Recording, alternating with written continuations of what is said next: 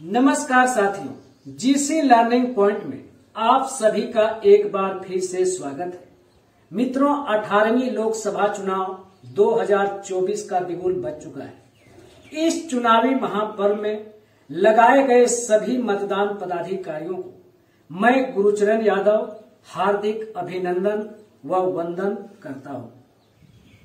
मित्रों, ऐसे तो आप सबों को अनेकों चुनाव कराने का अनुभव प्राप्त है, परंतु चुनाव पूर्व निर्वाचन आयोग के माध्यम से मतदान पदाधिकारियों के लिए विभिन्न चरणों में प्रशिक्षण आयोजित कराई जाती है। इसका एकमात्र उद्देश्य सभी मतदान पदाधिकारियों को उनके कार्य दायित्वों से अवगत कराना तथा इलेक्शन कमीशन ऑफ इंडिया द्वारा जारी नवीनतम दिशा निर्देशों को आप तक पहुंचाना है।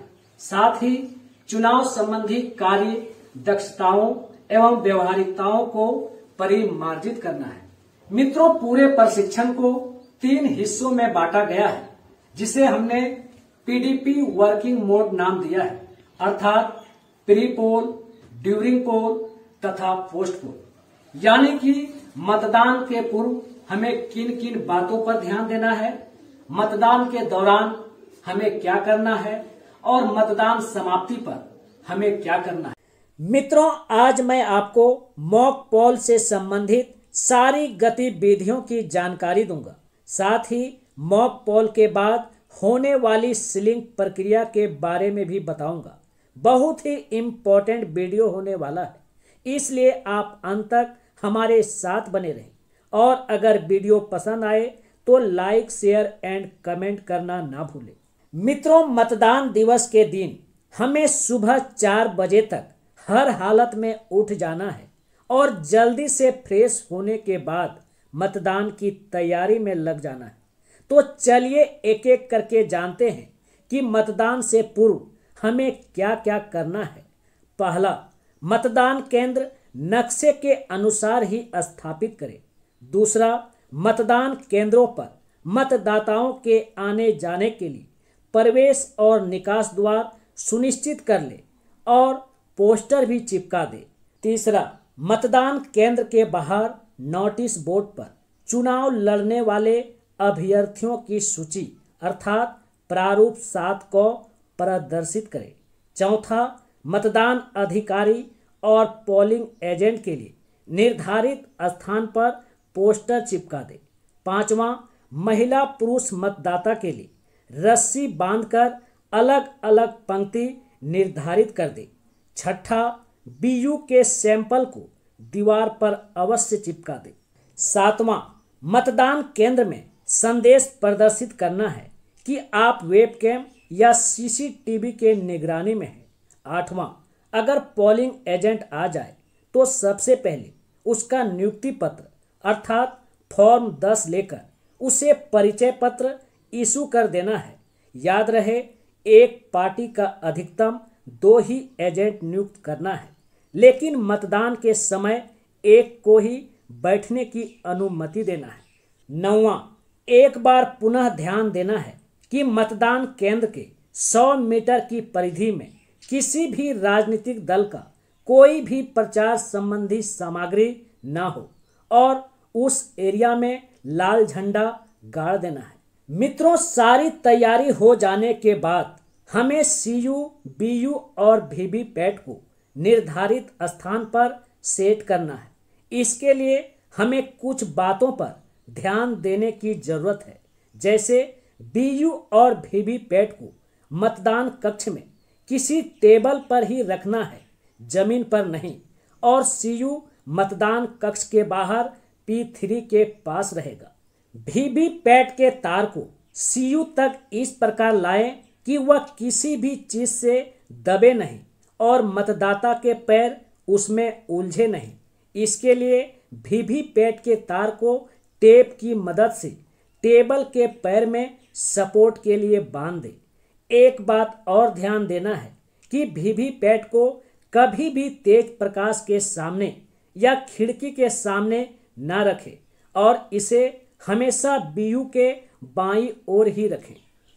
अब हमें सीयू, बीयू और वीवीपैट के तार को कनेक्ट करना है। इसके लिए हमें एक ट्रिक याद रखना है। लंबू को मोटू से और मोटू को छोटू से, अर्थात बीयू सबसे लंबा, वीवीपैट सबसे मोटा और सीयू सबसे छोटा होता है। इसलिए याद रखने के लिए हमने इस ट्रिक को अपनाया है, यानी कि हमें बीयू के तार को वीवीपैट से और वीवीपैट के तार को सीयू से कनेक्ट करना है। मित्रों याद रहे, इस बार मॉक पोल वास्तविक मतदान से 90 मिनट पूर्व अर्थात 5:30 बजे सुबह प्रारंभ करना है। इसलिए ईवीएम को सिर्फ कनेक्ट करके रखना है। किसी भी परिस्थिति में 5:30 बजे से पहले ऑन नहीं करना है। मित्रों जब 5:30 बज जाए तो हमें मॉक पोल प्रारंभ कर देना है। इसके लिए कुछ शर्त है जिसे ध्यान देने की जरूरत है। पहला, मॉक पोल 5:30 बजे तभी प्रारंभ होगा जब कम से कम 2 पार्टी का पोलिंग एजेंट उपस्थित हो। अगर ना रहे तो 15 मिनट तक इंतजार करने के बाद सेक्टर मजिस्ट्रेट को सूचित करते हुए बीएलओ तथा पोलिंग पार्टी की उपस्थिति में 5:45 में मॉक पोल शुरू कर देना है। दूसरा, मॉक पोल प्रारंभ करते समय पहले वीवीपैट को ऑन करेंगे, उसके बाद सीयू को। तीसरा, मॉक पोल से पहले सभी एजेंट को संतुष्ट कर दें कि सीयू और वीवीपैट का परिणाम 0 है। इसके लिए हम पहले वीवीपैट के ड्रॉप बॉक्स को खोलकर दिखा देंगे कि उसमें पहले से कोई पर्ची नहीं है। उसके बाद सीयू के टोटल बटन को दबाकर दिखा देंगे कि कुल मत 0 है। अगर वीवीपैट में पहले से कोई पर्ची हो तो उसे हटा देना है और सीयू में पहले से मत पड़ा हो तो उसे सीआरसी करके क्लियर कर देना है। चौथा, मॉक पोल कम से कम 50 होना चाहिए और नोटा सहित प्रत्येक प्रत्याशी के लिए एक वोट आवश्यक है। याद रहे, मॉक पोल एजेंट से ही करवाएं। पांचवा, एक सफेद कागज में नोट करते जाना है कि किस प्रत्याशी के लिए कितना वोट डाला गया। छठा, जब 50 मॉक पोल हो जाए तो एक बार टोटल बटन दबाकर चेक कर लें कि 50 मॉक पोल हुआ अथवा नहीं। सातवां, 50 मॉक पोल हो जाने के बाद हमें सीआरसी करना है। इसके लिए सबसे पहले क्लोज बटन को दबाना है। उसके बाद वीवीपैट के सभी पर्ची को निकालकर कैंडिडेट वाइज सजा लेना है ताकि मिलान करने में आसानी हो। अब हमें सीयू के रिजल्ट बटन को दबाना है और प्रदर्शित परिणाम को वीवीपैट के पर्ची तथा सफेद कागज में नोट किए गए ब्यौरा के साथ मिलान कर एजेंट को संतुष्ट कर देना है। मिलान हो जाने के बाद हमें निम्नांकित कार्य करना है। पहला, पीओ रिपोर्ट पार्ट 1 को तैयार कर उस पर पोलिंग एजेंट, पीठासीन पदाधिकारी तथा P1, P2, P3 का हस्ताक्षर ले लेना है। दूसरा, वीवीपैट के ड्रॉप बॉक्स से निकाले गए सभी पर्ची के पीछे मॉक पोल स्लिप का मोहर लगाकर काले लिफाफे में डाल देना है और उसके बाद लिफाफे को बंद करके उसमें पिंक पेपर सील लगा देना है।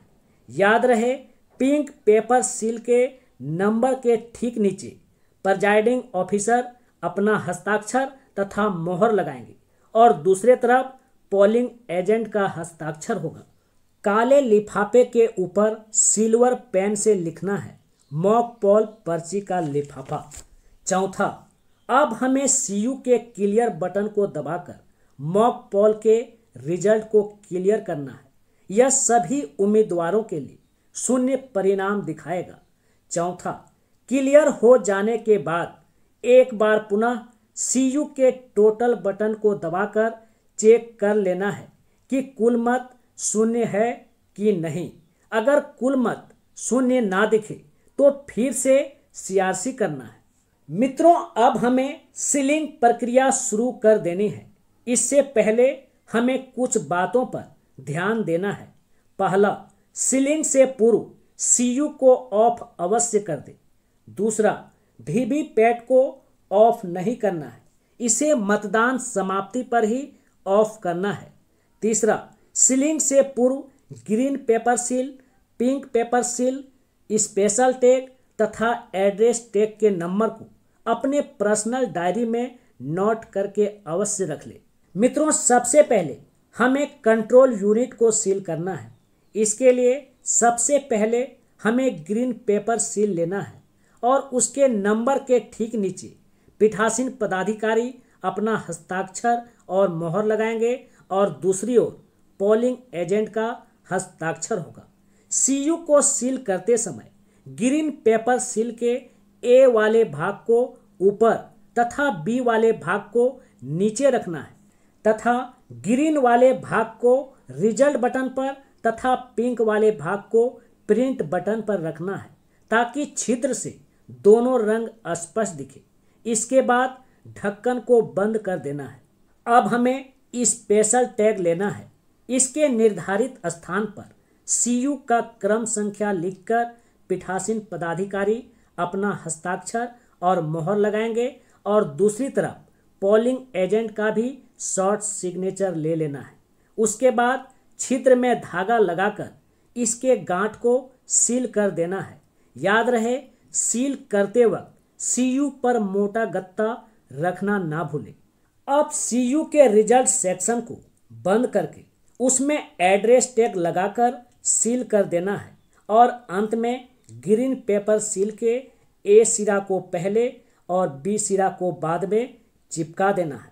याद रहे कि एड्रेस टैग के पीछे तरफ पीठासीन पदाधिकारी का साइन और मोहर लगाना ना भूलें। मित्रों, सीयू के बाद वीवीपैट के ड्रॉप बॉक्स में एड्रेस टैग लगाकर धागे के गांठ को सील कर देना है। याद रहे, वीवीपैट में सील करते वक्त उसके ड्रॉप बॉक्स में एक भी पर्ची नहीं होना चाहिए। मित्रों, आज यहीं तक। इसके अगले भाग को बहुत जल्द लेकर आएंगे। तब तक के लिए नमस्कार, जय हिंद।